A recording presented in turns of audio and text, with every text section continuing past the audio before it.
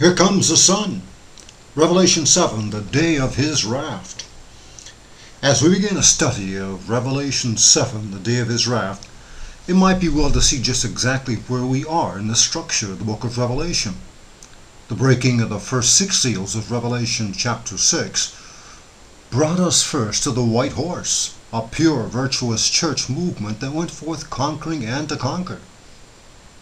Then a great sword was given to the rider of the red horse. Strife and bloodshed characterized this period. World War I and World War II perfectly fulfilled this portion of the prophecy. The next horse, the black horse, brings on worldwide famine conditions, much like in the days of the prophet Elijah.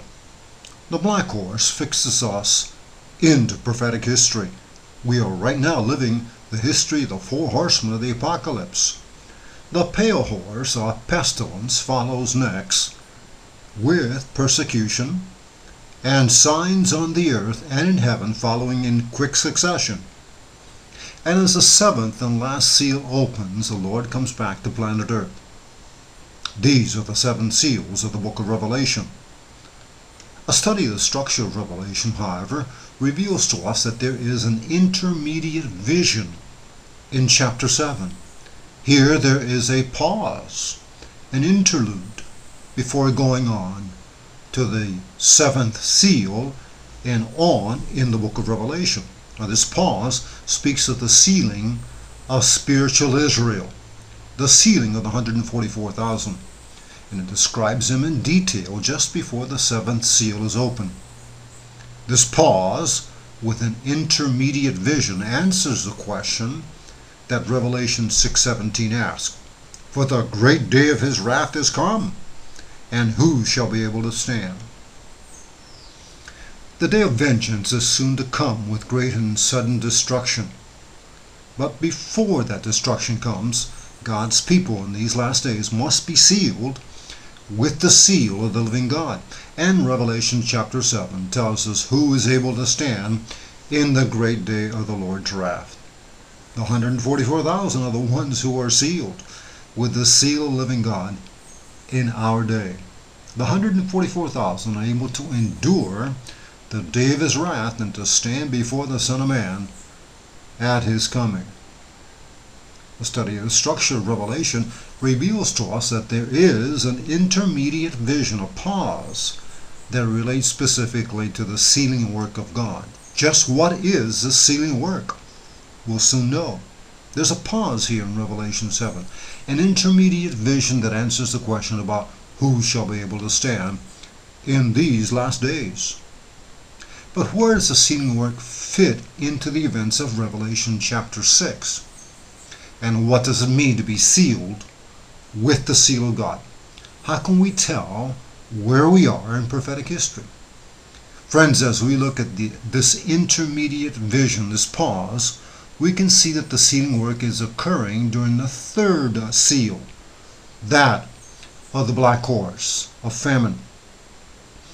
In the 3rd seal of Revelation 6, we find the same phraseology and the same events mentioned in Revelation 7. Notice what Revelation 7 verse 3 says. Hurt not the earth, neither the sea, nor the trees, till we have sealed the servants of our God in their foreheads. In Revelation 6 verse 6, the same phrase is used. Hurt not the oil and the wine. In the 3rd seal, worldwide famine conditions exist, where the necessities of life are being sold at exorbitant prices. Here in Revelation 7:3, the earth, the sea, the trees, the elements of nature are not to be hurt until the servants of God are sealed in their foreheads. Clearly, we can see that these 2 verses are pointing to similar events. The sealing of God's special 144,000 is in process today, friends. Soon, all of God's children will be sealed, and the angels of God will hurt the earth, the sea, and the trees. Soon, great and sudden destruction will come at the close of human probation. Another reason the intermediate vision falls under the third seal is the chronology of Revelation 6. We've seen that a pure church movement began in 1844, and that this period was to be characterized by wars and rumors of war. This section of the prophecy was perfectly fulfilled by the great revolutions that occurred around the year 1848. The red horse brought with it strife and bloodshed, and a great sword was given to it so that peace was taken from the entire earth. World War I and World War II perfectly fulfill this portion of the prophecy. The result of this portion of the prophecy was World War. During the Red Horse movement, this world was catapulted into the greatest period of war that we have ever known. Great war and wars characterize the period. Then the third horse, the black horse, rides into prophetic history. It's clear from a study of the third seal that famine conditions are prophesied, yes, both spiritual and literal famine. And it's clear that literal famine conditions are just about here, and that we are now writing under the prophetic history of the black horse. Soon the people of God will be thrust into a time of trouble such as never was since there was a nation. But God promises to protect his people during the terrible time of trouble that's coming in prophetic history, though they will suffer. The promise in Revelation 6:6 is, "And see thou hurt not the oil and the wine." The oil and the wine are symbolic, friends, of God's people, the remnant, who will not be hurt during the upcoming time of trouble. It's to the obedient that the promise of Isaiah 33 verse 16 applies. The Bible says, "He shall dwell on high. His place of defense shall be the munitions of rocks. Bread shall be given him. His waters shall be sure." And it's by this promise that the children of God will live when the earth shall be wasted with famine. They shall be fed. That's Desire of Ages 122. The promises of God, friends, are sure. And Psalm 37 verse 19 assures us, "They shall not be ashamed in the evil time, and in the days of famine they shall be satisfied."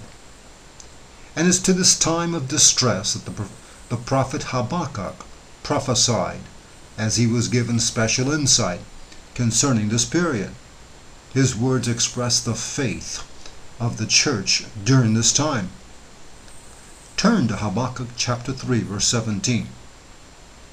The prophet says, "Although the fig tree shall not blossom, neither shall fruit be in the vines, the labor of the olive shall fail, and the field shall yield no meat.